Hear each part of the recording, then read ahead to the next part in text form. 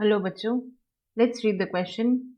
Enlist the primitive, degenerate and specialized characters of cephalopodates.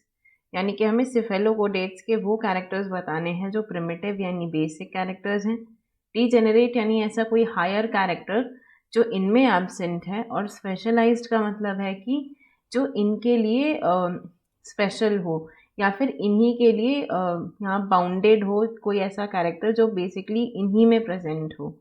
तो की concept क्या हो जाएगा? Characters of सेफेलोपोडेट।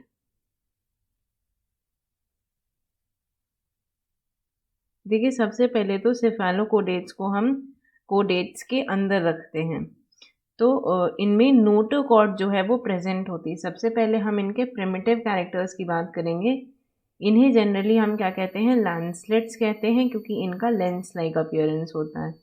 सबसे पहले हम बात करेंगे इनके प्रिमिटिव कैरेक्टर्स की।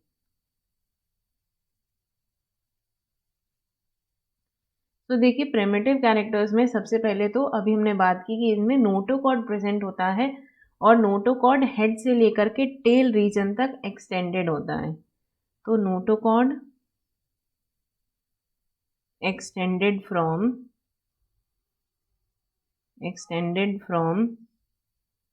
head to tail।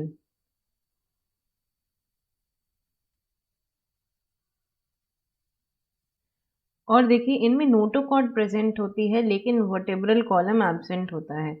ये भी एक इनका प्रिमिटिव कैरेक्टर है, तो वर्टेब्रल कॉलम एब्सेंट। इसके अलावा इनमें पेयर्ड फिन्स और लिम्स एब्सेंट होती हैं।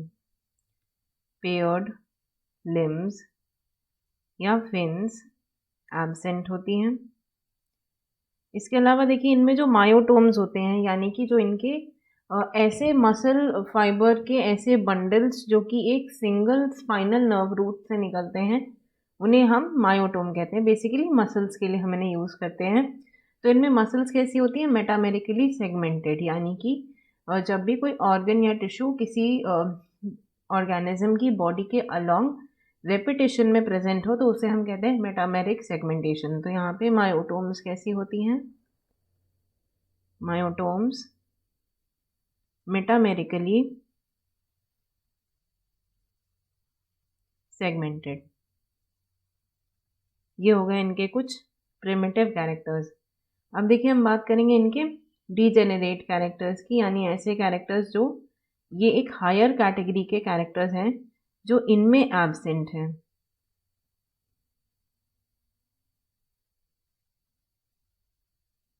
सबसे पहला तो क्या, इनमें अंडर डेवलप्ड ब्रेन प्रेजेंट है। इनका ब्रेन जो है वो इतना ज़्यादा डेवलप्ड नहीं होता।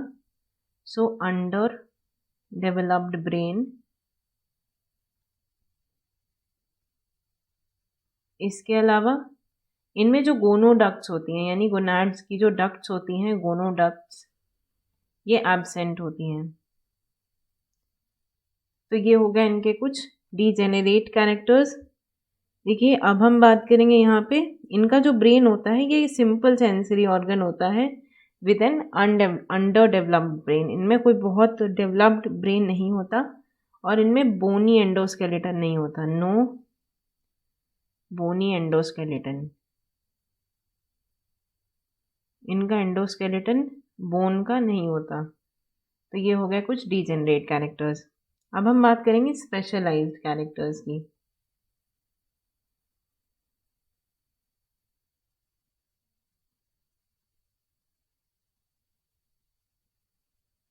जो इनके लिए स्पेसिफिक होते हैं। पहला तो इनमें वेलम प्रेजेंट होता है, वेलम एंड वेलर टेंटिकल्स। तो देखिए, वेलम क्या है? हमारे बॉडी में हमारे पास डोम शेप्ड डायफ्राम होता है, लेकिन ये जो आपके सेफेलोपोडेट्स होते हैं, इनमें किस तरीके का डायफ्राम होता है? इनमें रिंग शेप्ड डायफ्राम होता है, जिसको हम वेलम के नाम से जानते हैं। ये माउथ और फेरिंग्स के बीच में प्रेजेंट होता है। माउथ और फेरिंग्स के बीच में प्रेजेंट होता है एज अ स्फिंक्टर।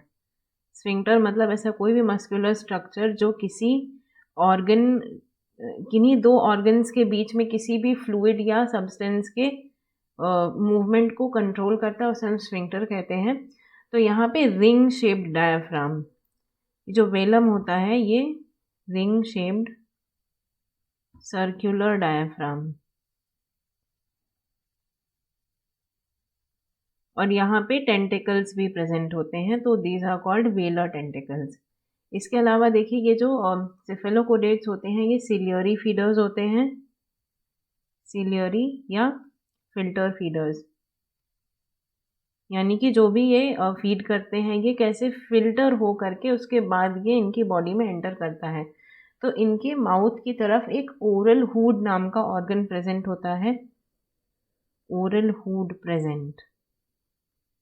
ये ओरल हुड में बक्कल सिराए प्रेजेंट होते हैं जो फूड के फिल्ट्रेशन में इनकी हेल्प करते हैं। तो these are filter feeders because of the oral hood.